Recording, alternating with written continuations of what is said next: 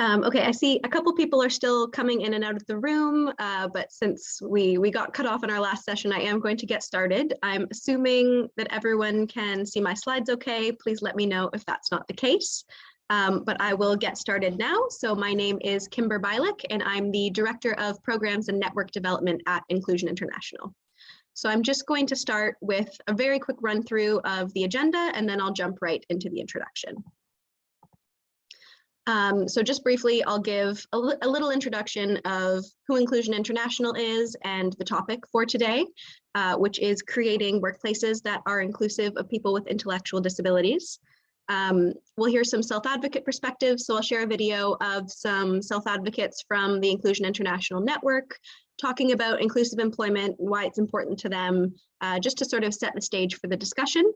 And then at the end of the session, I'll talk more in detail about our work on the Inclusion Works project to make workplaces more inclusive of people with intellectual disabilities, and I'll share some tools that we've developed for this. So I will jump right in. For anyone who isn't familiar with Inclusion International, we are the global network of people with intellectual disabilities and their families. So we have over 200 organizations in our network across about 115 countries, all of them fighting for the inclusion of people with intellectual disabilities in their home countries. So Inclusion International is an OPD, meaning that our leadership is made up of people with intellectual disabilities and their families, and all of our mandates or the issues that we work on are given to us by our members. So inclusive employment, economic empowerment, livelihoods more broadly was one of the key priority issues for people with intellectual disabilities and their families that our members told us needed to be a priority.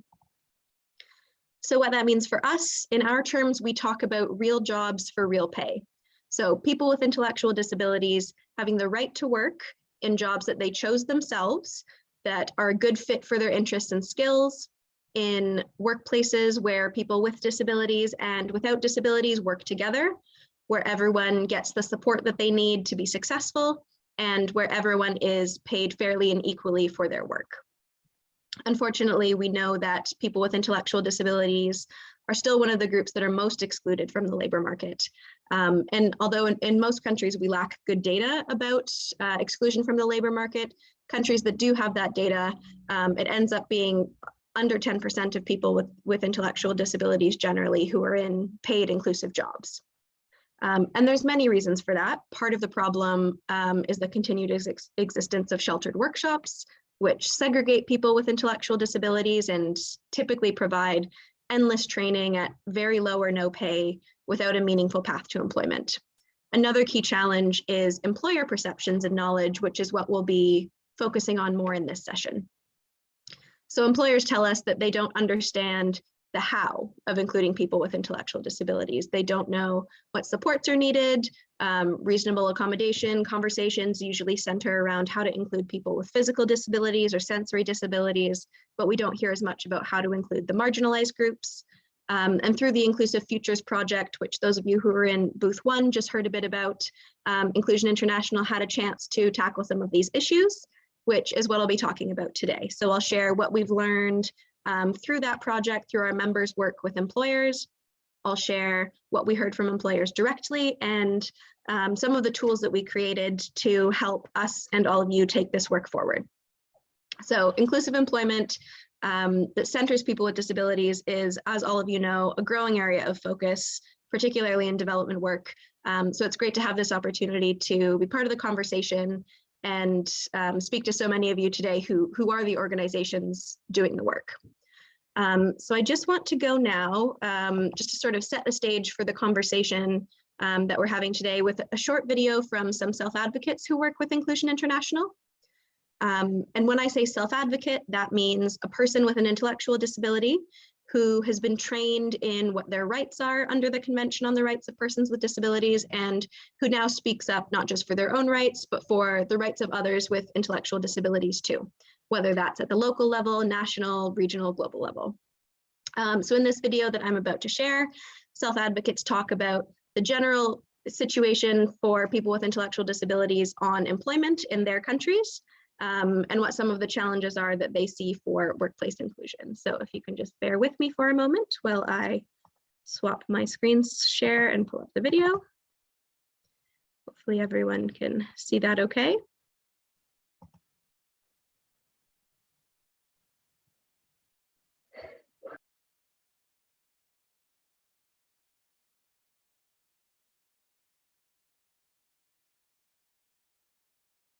Oh, Kimber, just so you know, we can't hear the sound coming through. It possibly might be when you're sharing your screen, you need to select share audio as well. Okay, give me 1 second to redo this. No worries. Ah, yes, there's the share second button. Okay, take 2.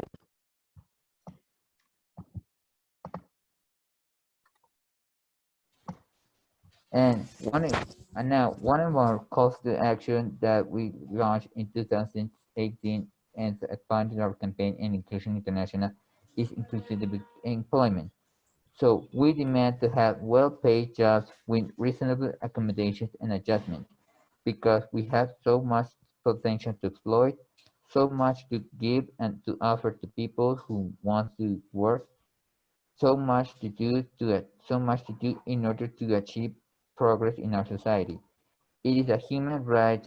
It is a human right, which is the Article 27 of the Convention of Rights of the U.S. UN Conventions of Human Rights for people with disabilities that we all have equality about it.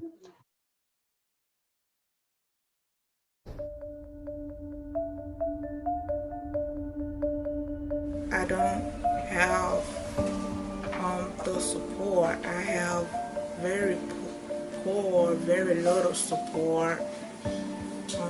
I worked in a shelter workshop.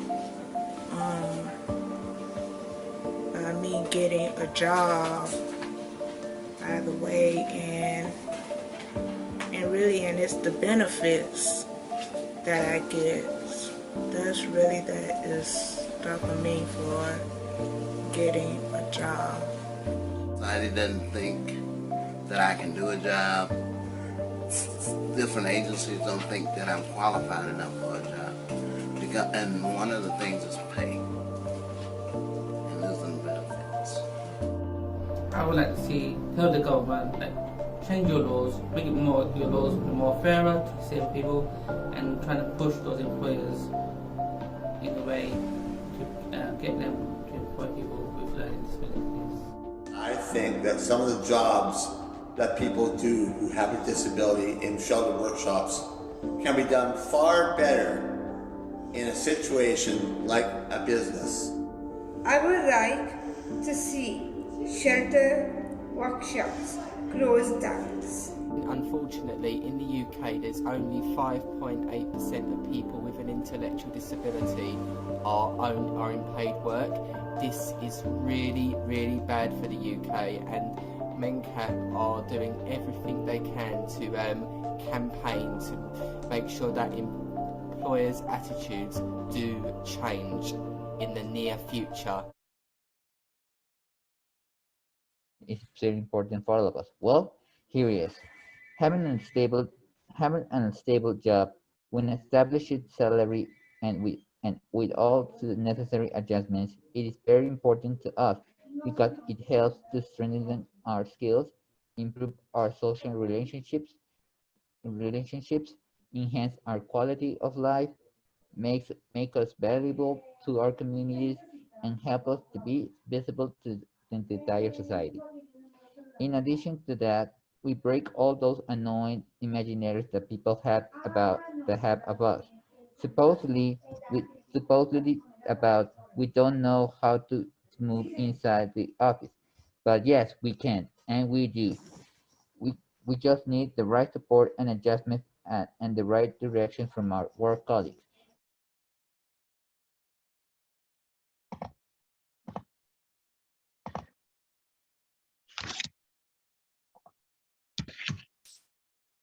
Okay, so we heard about a couple different things in that video in terms of some of the challenges that people are facing. A couple of which we won't talk about. We heard some people talking about how disability benefits are a big issue and the issue of losing benefits if you get a job. But most of the issues that self-advocates raised through that video are things that we will talk about and that hopefully we're addressing through the work that we've been doing on Inclusion Works and the tool that's been developed. We heard self-advocates say, society doesn't think that I can be in a job. We heard self-advocates call for pushing employers. We heard self-advocates talk about this idea that they don't know how to be in the workplace, that we know is a misconception. So keeping in mind this context that self-advocates have shared that speaks to some of the challenges seeking employment, Inclusion International got involved with the Inclusion Works project, which is part of the Inclusive Futures program funded by UK Aid, working in a consortium led by Sightsavers. So I will give just a very quick overview of that project because I know some of you just came from Booth 1 and heard about it. But Inclusion Works, for those of you who don't know, was implemented in Kenya, Uganda, Nigeria, and Bangladesh. And the overall goal of the project was making the labor market more inclusive of people with disabilities. So there were interventions across a number of different key stakeholders, job seekers, employers, governments, OPDs, other organizations that are active in the space. And Inclusion International's role in the consortium was twofold. So in part of our role, we were supporting the other 10 consortium partners to make sure that the activities and interventions that they were delivering included people with intellectual disabilities. And we also worked directly with our members in Kenya, Uganda, Nigeria, and Bangladesh to lead some self-advocacy driven interventions with employers. So today I'll primarily talk about what that employer-focused work looked like, some of the key lessons that we learned from what employers told us, and I'll share a new product that we developed through that project that hopefully can be useful to all of our organizations in this project and beyond in conversations with employers. So first I'll say we wanted to base our work around what employers actually need, but also what people with intellectual disabilities and their families want. So we started with consultations with those three groups in Kenya, Uganda, Nigeria, and Bangladesh. And the goal was first to understand what self-advocates and families want out of an inclusive workplace. What does good support and inclusion look like to them at work? And then also understand what employers' hesitations were and what they needed to know, with the goal of then matching up the knowledge and expertise from self-advocates on what good support looked like and using that information to answer the employer's questions and concerns, building that out into a tool to help employers implement inclusion in their workplace. And one important lesson that I'll note that sort of cuts across economic empowerment and livelihoods programming is the importance of including family voices and understanding the needs of families of people with intellectual disabilities as well. We know that families are people's primary supporters through the life cycle. They're the ones to support people in their search for a job, supporting them to get to work. They're often the ones monitoring whether or not support is happening in the workplace, supporting people with managing money from their wages, for example. So it's really important to ensure that families are being brought along on the journey to inclusive employment as well, because ultimately families do need to be confident that their family member with is equipped to be fully supportive and inclusive. So engaging families meaningfully is really essential. I will jump now to what we actually heard from employers during our consultation, and from there go to the tools that we've created. So in our consultations with employers, where we talked about people with intellectual disabilities specifically in the workplace, we heard that first, employers were a lot more willing to think about including people with intellectual disabilities in their businesses than we were expecting, which was great. But they did have hesitations that we found generally could be addressed with some tools, resources, and information. So some of the biggest things that we heard from employers that were consistent across the 4 project countries where we did these consultations. First, that there's just a general lack of understanding about intellectual disability. So that wasn't a surprising find, but the way that it was framed by employers in these consultations was that they weren't sure about hiring people with intellectual disabilities, not necessarily because they didn't understand intellectual disability itself. It was because they didn't know what kind of jobs people with intellectual disabilities could or could not do. And they thought that maybe there were specific jobs that people would be suited to versus not other jobs. So we know that there isn't a particular type of vocation that all people with intellectual disabilities are good at. Assumptions about that usually come from stereotypes, but like anything else, people with intellectual disabilities have different skills and interests and will want to do and be successful at different jobs across all sectors, across all areas of a business. But the fact that employers were asking this question told us that we really had to go sort of back to basics in some of the resources that we were designing and make sure that we were addressing some of those misconceptions that really happen at the start of the journey. They also told us that support or reasonable accommodation costs were a big concern. Many of them were thinking this would be very expensive to do for people with intellectual disabilities. Often, you know, they're picturing job coaches or full-time support people in the workplace, and they're imagining having to pay 2 people instead of 1. But in reality, pretty much all of the key supports that you can deliver to include people in the workplace are pretty easy to do and often free. So this told us that delivering good support needed to be a really big focus of the work. We also heard that employers didn't understand what the actual support was, which makes sense given that we know a lot of the examples of what reasonable accommodation looks like tends to focus on people with physical or sensory disabilities. And we also heard from employers that they thought people with intellectual disabilities were difficult to reach, or that they wouldn't know where to find someone if they were to hire them. Which is true. Most recruitment platforms aren't designed to be accessible. Most company websites aren't either. So it's understandable that people with intellectual disabilities are not necessarily going to be accessing those traditional channels to find jobs. So opening up recruitment processes to make them more inclusive became then a big focus of the resource as well. Some of the other general things that we heard that were less connected to specific guidance were concerns about how other employees or customers would react to seeing people with intellectual disabilities in the workplace. Now, there's no evidence to indicate that businesses with people with intellectual disabilities working in customer-facing roles get less business. That was something that we heard, unfortunately, in the consultations. So that concern is not founded in any evidence, but the point about how coworkers might react is really relevant and important. And many people with intellectual disabilities report that even when you get into a job, bullying, harassment, discrimination from coworkers and your colleagues is a huge barrier that often leads to low retention or people leaving shortly after being hired because of that mistreatment. So we knew that it was important to make sure that looking at how the values shift could go through all levels of the business would be really important to include in the guidance.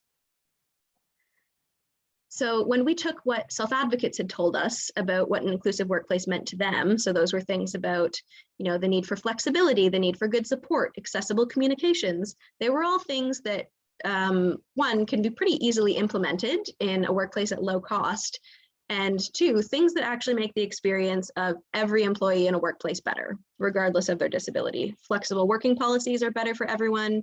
Company policies that are easy to understand and don't use legal jargon are better for everyone. Clearer communication of tasks and roles, better for everyone. So a big part of our job became sort of clarifying that point. We're not only talking about including people with intellectual disabilities in workplaces. We are, but we're also talking about creating workplaces where everyone thrives, not only people with intellectual disabilities.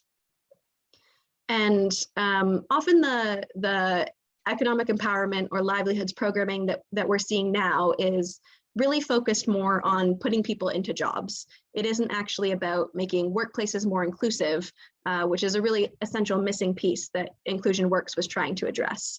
And particularly for people with intellectual disabilities, just putting people into jobs that aren't going to give them the right support, or where people aren't going to communicate with them in accessible ways, just isn't sustainable. People are not going to retain jobs where they're being excluded or where they aren't being given the right to reasonable accommodation. But unfortunately, the situation right now is that a lot of the livelihoods programming that we're seeing that's working with employers isn't focused on transforming workplaces for inclusion. So employers aren't hearing this message as often as we would like them to. And ultimately, this model of placing people into jobs might work for other groups of people with disabilities that face fewer barriers, or the groups that employers are more likely to want to include from the get-go, but it doesn't work for marginalized groups. And this is something where the intellectual disability movement really needs the support of the cross-disability movement, of both disability-specific and mainstream organizations. that are working on employment and livelihoods.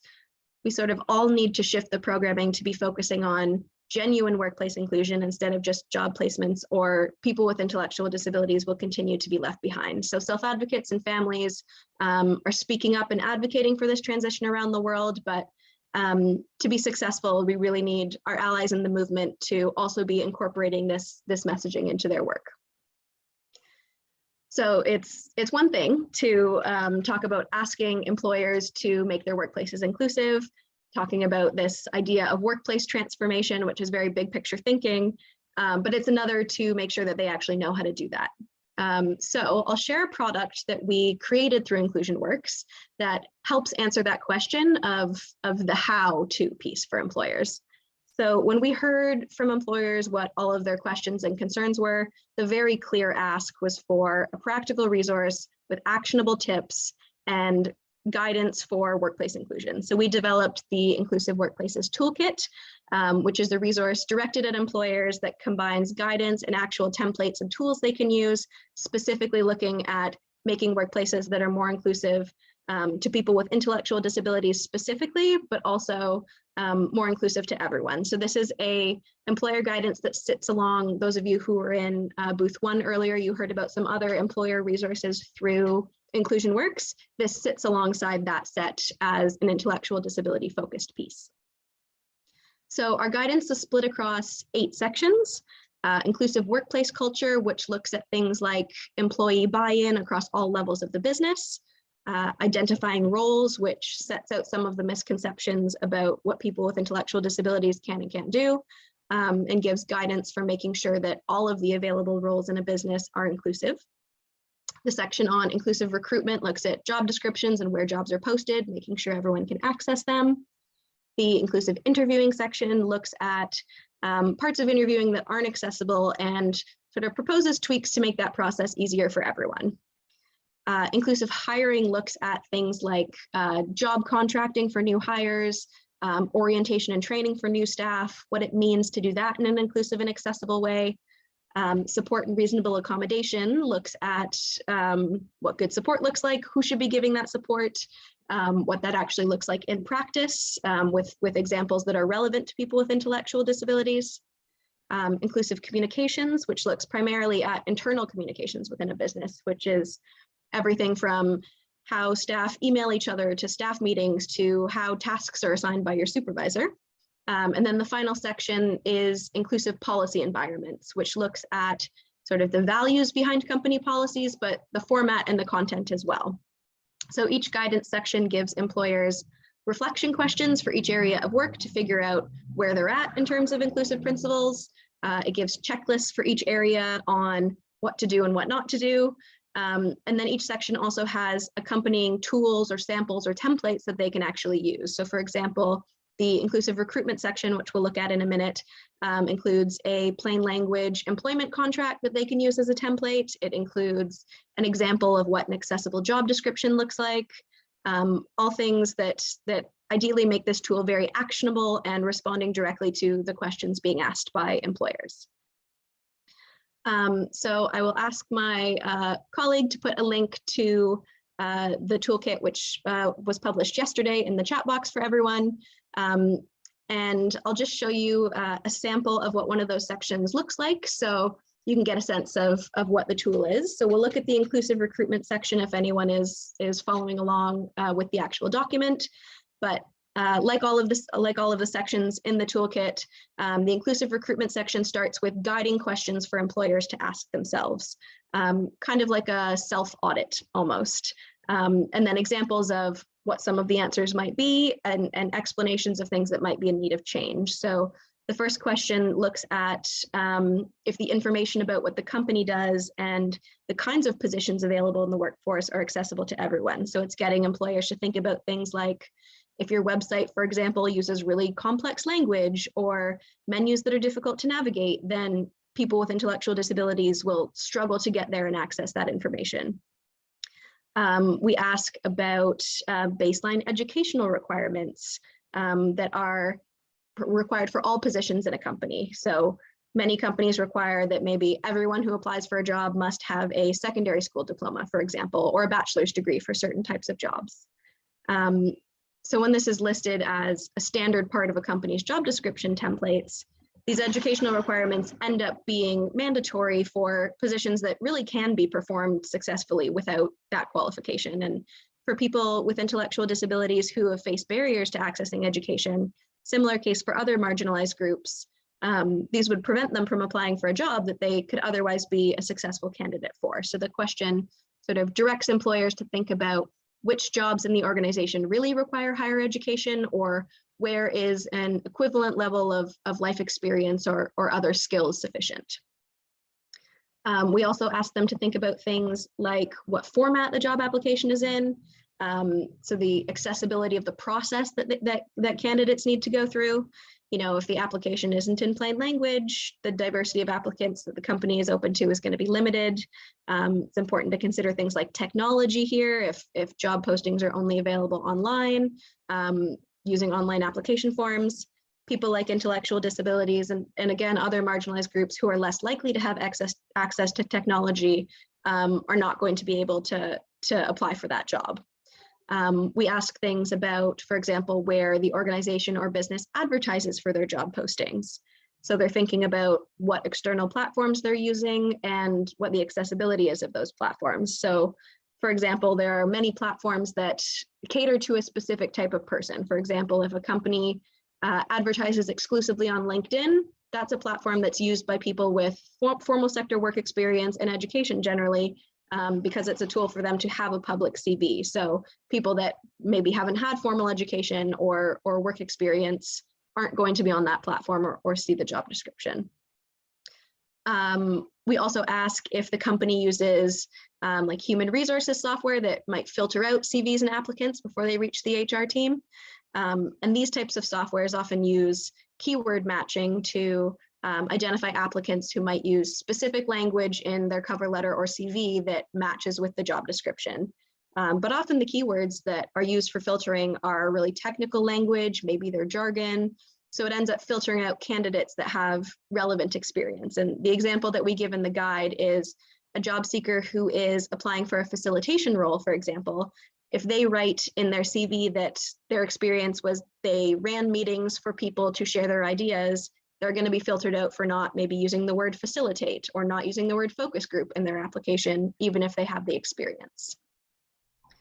And then just one last question on here. This is not exhaustive. There are a couple other questions in this section as well, but asks about aptitude testing, which has become standard practice within a lot of HR departments, but the design of the tests are inaccessible, they're not flexible, they're not suited to reasonable accommodation, so they end up being discriminatory to people with disabilities.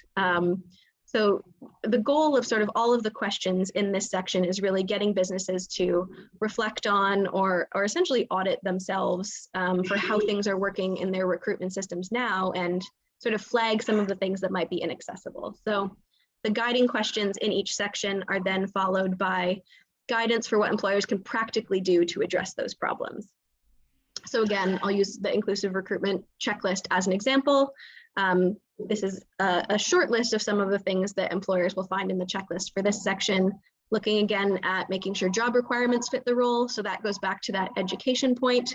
There are some jobs that are always going to require certain educations or qualifications, like if you're hiring an accountant, but many roles within a company don't necessarily need the educational requirements that are put in place for them. So this checklist point is advising employers to create review processes for their HR teams, to evaluate job requirements for new roles and hires, and make sure that their system for doing that is based on the skills that a candidate needs to succeed in the job, not necessarily a specific place where they needed to acquire that skill.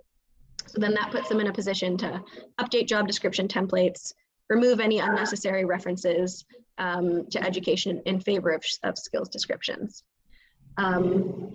Revising job description templates is another piece. Rethinking application processes. I know we don't have a ton of time, so I'm not going to run through everything on this list directly, but you can find it all in the actual guidance. The next section, or the third piece of every one of the sections in this toolkit, is the actual samples, the templates. So they're not super easy to see here, but I have as an example, a piece of the accessible job description and a piece of the plain language contract here. So again, and it's important to note with all of these tools, the advice is that they be used with all employees, not only employees with intellectual disabilities. These simpler, easy to understand tools benefit everyone, and they're meant to be used across a whole organization, not only for an employee with an intellectual disability. So I see that we only have a couple minutes left, so I will stop sharing here and open the floor to anyone who has questions or comments. Let me just skim the questions in the box.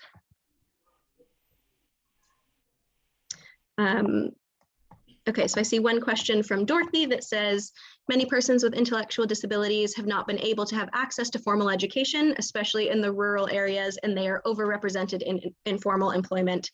How can we move towards formal employment where they're projected? Yeah, this is a huge issue.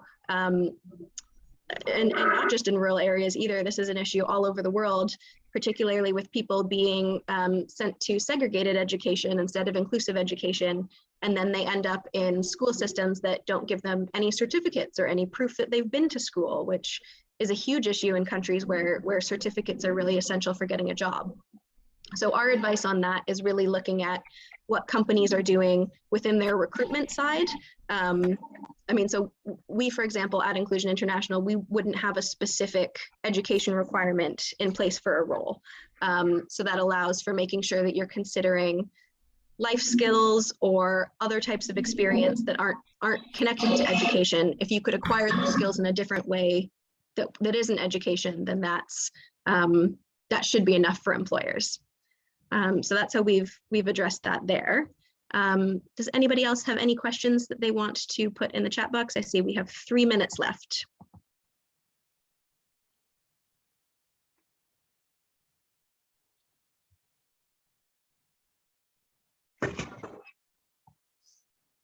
Just give everyone a minute in case anybody has any last minute thoughts that pop into their head.